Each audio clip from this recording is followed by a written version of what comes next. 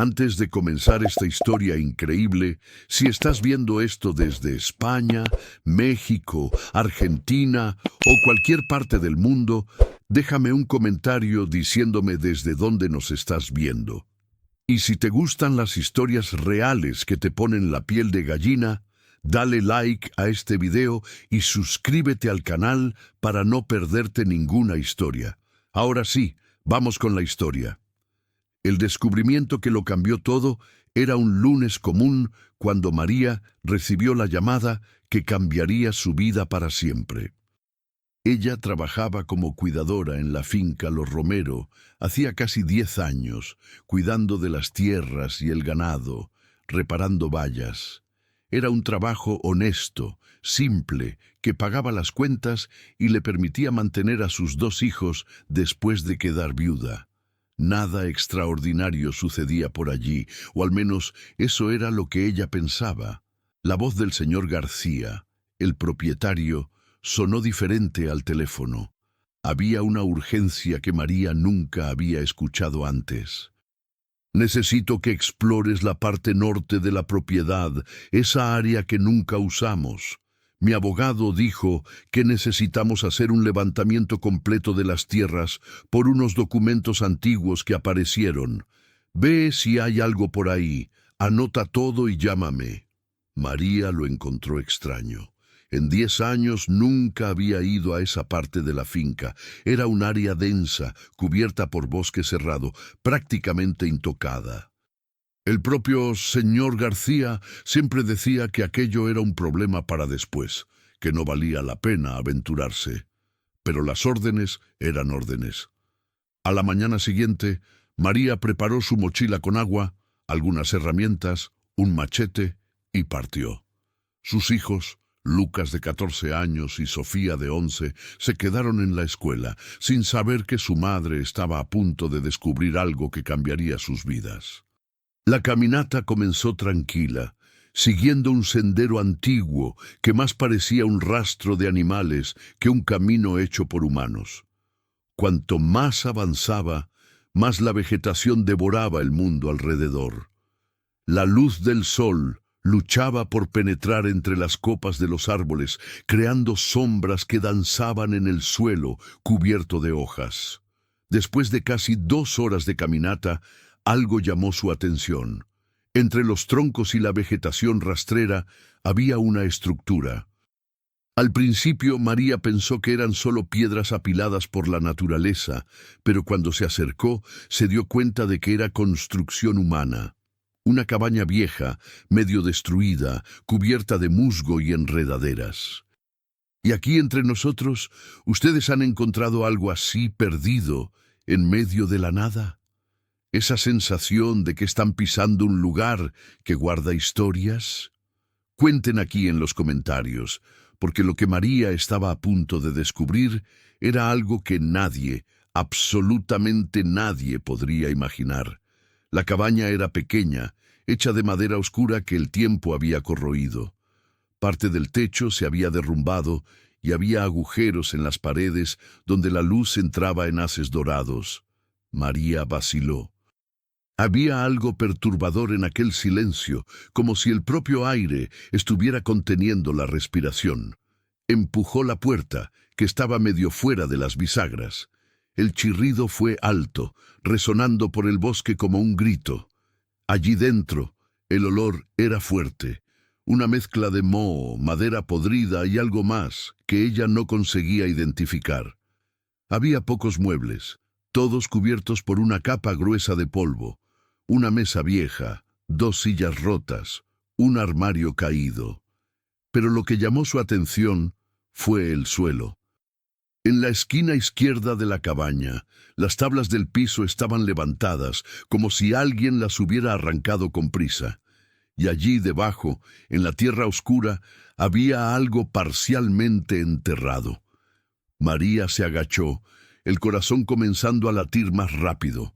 Con las manos comenzó a cavar, apartando la tierra húmeda. Sus dedos tocaron algo duro, metálico. Tiró y con esfuerzo levantó una caja de metal oxidada, pesada, del tamaño de una maleta pequeña. Había un candado antiguo, pero estaba tan corroído que bastó un golpe con una piedra para romperlo. Cuando María abrió la caja, se quedó sin aire. Dinero, mucho dinero. Fajos y fajos de billetes antiguos, amarillentos por el tiempo, algunos aún sujetos por gomas, que se desintegraban al tacto. Pero no era solo eso. Había documentos, cartas escritas a mano, fotografías en blanco y negro de personas que María nunca había visto. Y en el fondo de la caja, un revólver antiguo y un diario de tapa de cuero. María se sentó en el suelo sucio de la cabaña, temblando.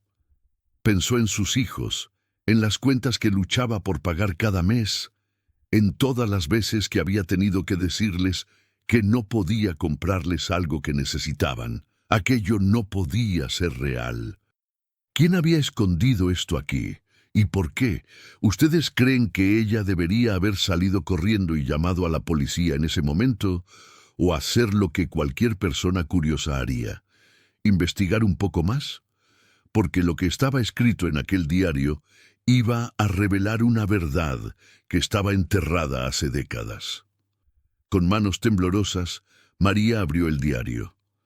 La caligrafía era elegante pero apresurada, como si quien escribiera estuviera siempre con miedo de ser interrumpido. La primera entrada estaba fechada en marzo de 1978. Si alguien está leyendo esto, significa que no logré salir vivo. Mi nombre es Antonio Ferreira, y escondí esta caja porque no había nadie más en quien confiar. El dinero era para comprar mi libertad y la de mi familia, pero ellos me encontraron antes. María pasó las páginas con cuidado.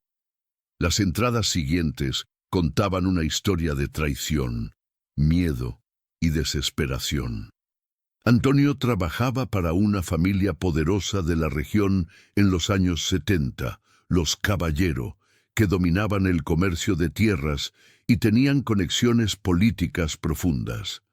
Él había descubierto que estaban involucrados en esquemas de falsificación de documentos, robando propiedades de pequeños agricultores y revendiéndolas por fortunas. Antonio había reunido pruebas, documentos que comprobaban todo, y planeaba entregarlos a las autoridades. Pero alguien delató sus planes. Huyó con el dinero que había conseguido juntar y se escondió en aquella cabaña en la propiedad, que en esa época era un monte abandonado. Pero sabía que no tenía mucho tiempo. La última entrada del diario era aterradora. Oigo voces. Están aquí. Escondo todo lo que importa en esta caja. Si encontraste esto, entrega los documentos a las autoridades. Mi familia merece justicia. Mi hija Clara merece saber la verdad. Y entonces nada. Páginas en blanco. María cerró el diario, sintiendo un frío en la columna. Salió de la cabaña y respiró hondo, intentando organizar sus pensamientos. Aquel hombre, Antonio, probablemente había sido asesinado allí mismo en el bosque, y su cuerpo nunca encontrado. La historia había sido enterrada junto con él, pero ahora María tenía en sus manos la verdad. Volvió a casa con la caja escondida en su mochila, sin contar nada a nadie todavía. Cuando sus hijos llegaron de la escuela, ella los abrazó más fuerte que de costumbre. Esa noche no pudo dormir. Repasaba en su cabeza las palabras del diario, los nombres mencionados, especialmente el nombre Caballero. Ella conocía ese nombre. Todavía había caballeros viviendo en la región, personas importantes, respetadas. Y entonces algo hizo clic en su mente. El apellido de soltera de la esposa del señor García, el dueño de la finca donde trabajaba, era Caballero. Doña Beatriz Caballero de García. La sangre de María se heló. ¿Sería coincidencia o había alguna conexión? Necesitaba saber más, pero también necesitaba pensar en sus hijos. Si esto era peligroso, ¿qué pasaría con Lucas y Sofía si algo le sucediera? A la mañana siguiente María fue hasta la biblioteca municipal de la ciudad más cercana. Buscó registros antiguos, periódicos de la época, y encontró. En mayo de 1978, un breve artículo mencionaba la desaparición de Antonio Ferreira, empleado de una propiedad rural. La investigación fue archivada por falta de pruebas, pero lo que llamó la atención de María fue una foto en otro periódico de una fiesta benéfica de 1977. En la foto, un hombre joven de traje sonriendo al lado de políticos locales. El pie de foto decía: Augusto Caballero, empresario prometedor del sector agrícola. María comparó con las fotos de la caja. Había una foto de Antonio y al fondo, medio desenfocado, estaba el mismo hombre. Augusto Caballero era el padre de doña Beatriz y ahora todo tenía sentido. La propiedad donde María trabajaba había sido comprada por la familia García en los años 80, poco después de la desaparición de Antonio. ¿Y quién vendió? La familia Caballero. ¿Están viendo ustedes hacia dónde va esto? Porque María estaba a punto de descubrir que esta historia no había terminado en 1978. Continuaba viva, y algunas personas harían cualquier cosa para mantenerla enterrada. María no sabía qué hacer. Si le contaba al señor García, estaría exponiendo a la familia de su propia esposa, pero si lo entregaba a la policía, podría estar poniendo su propia vida y la de sus hijos en riesgo. Después de todo, la familia Caballero todavía tenía poder, todavía tenía conexiones. Decidió buscar a la hija de Antonio, Clara Ferreira. Si todavía estaba viva, merecía saber la verdad. Después de algunas búsquedas, María descubrió que Clara vivía en una ciudad a 200 kilómetros de allí. Tenía 72 años, viuda, vivía sola en una casa sencilla. María dejó a sus hijos con una vecina de confianza y tomó su coche hasta allí. Cuando tocó la puerta y Clara atendió, vio en sus ojos la misma tristeza que estaba escrita en el diario del padre. Se presentó y contó todo. Mostró el diario, los documentos, las fotos. Clara lloró. Lloró décadas de dolor, de no saber qué había pasado con su padre, de haber crecido creyendo que él había abandonado a la familia. La verdad era al mismo tiempo liberadora y devastadora. Mi padre era un hombre bueno, dijo entre lágrimas. Solo quería hacer lo correcto y lo mataron por eso. Juntas, María y Clara decidieron entregarlo todo a las autoridades. Pero antes, María hizo algo arriesgado. Confrontó a doña Beatriz. Fue una tarde de sábado. El señor García había viajado y María pidió hablar con ella en privado. Cuando mostró el diario y los documentos, el rostro de Beatriz se puso pálido. ¿Dónde encontraste esto?, susurró. En la cabaña, en la parte norte de la finca, esa área que nunca se usó. Ahora sé por qué. Beatriz se sentó, las manos temblando. Permaneció en silencio por largos minutos antes de hablar. Yo tenía 10 años cuando todo sucedió. Escuché a mi padre hablando por teléfono, gritándole a alguien sobre un empleado que estaba amenazando con exponerlo todo.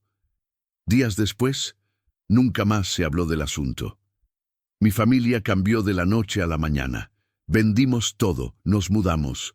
Siempre supe que había algo malo, pero nunca tuve el valor de preguntar. Miró a María, lágrimas corriendo por su rostro. Mi padre murió llevándose ese secreto. Yo crecí con ese peso, sin saber bien de qué se trataba.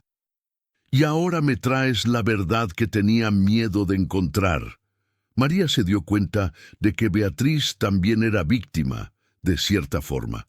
Una niña que creció bajo la sombra de crímenes que no cometió, pero que llevaba el apellido manchado. Algunos de ustedes pueden estar pensando, ¿y ahora? ¿Qué pasa cuando la verdad finalmente sale a la luz después de tanto tiempo? Y les garantizo, el desenlace de esta historia va a sorprender hasta los más escépticos. María y Clara fueron juntas a la Guardia Civil. Entregaron todo el material, El diario, los documentos de propiedades falsificadas, las fotos, todo. La investigación fue reabierta. El caso ganó destaque en los medios regionales.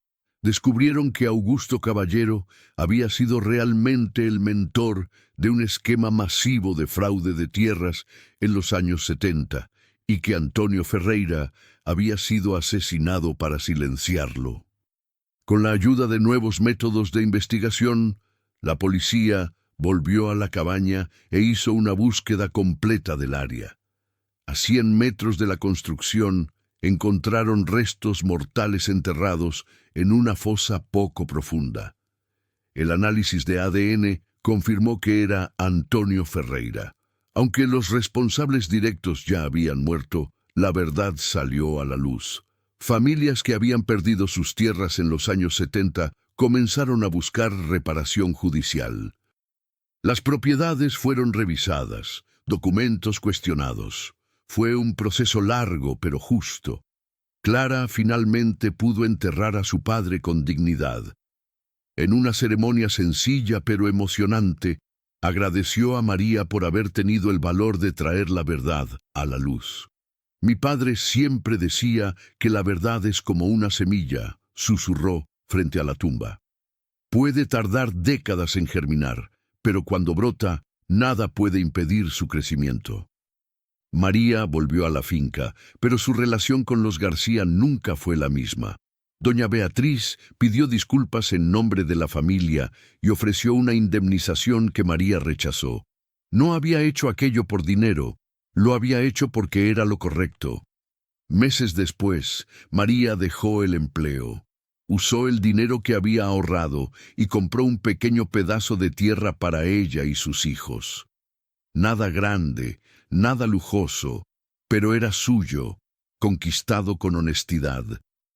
Lucas y Sofía ayudaban en los fines de semana, aprendiendo el valor del trabajo duro y la integridad. Y la cabaña fue preservada por las autoridades como parte de la investigación histórica, un recordatorio de que los secretos enterrados siempre encuentran una forma de salir a la superficie, no importa cuánto tiempo pase. La historia de María nos enseña algo profundo. A veces, hacer lo correcto no trae recompensa inmediata. A veces significa enfrentar personas poderosas, desenterrar verdades incómodas, arriesgar todo. Pero es en esos momentos que descubrimos de qué estamos realmente hechos.